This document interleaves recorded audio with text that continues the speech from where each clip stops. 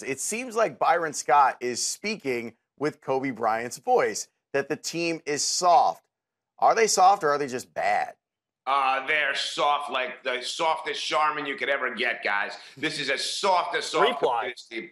But this is the team they built. This is the guys they went out and got. When you do what the Lakers did, which is essentially get as many guys as you can on one-year contracts to try to roll over cap space, what do you expect? I mean, these guys, these are not guys that are physically tough players, and you have a bunch of guys that aren't necessarily playing for the Lakers. They're playing for contracts next year. So everybody's got their own personal agenda in mind, and stats come to mind, and no one wants to get hurt because that's going to keep you from getting a contract next year. You have a bunch of guys playing for the Lakers that frankly aren't all in on the Lakers. And Byron Scott's frustrated, and Kobe's frustrated, and I don't necessarily blame them. But you know what? When this is your plan, and this is what you do in terms of wanting to be a team that goes and chases superstars in free agency. We saw it with the Mavericks a couple of years ago. Asking guys to be able to 100% buy in, and you ask them to do that, is not necessarily realistic that it's going to happen in the way that you want it to happen. A bunch of, Boozer's playing for a contract. Jeremy Lin's playing for a contract. There's a $9 million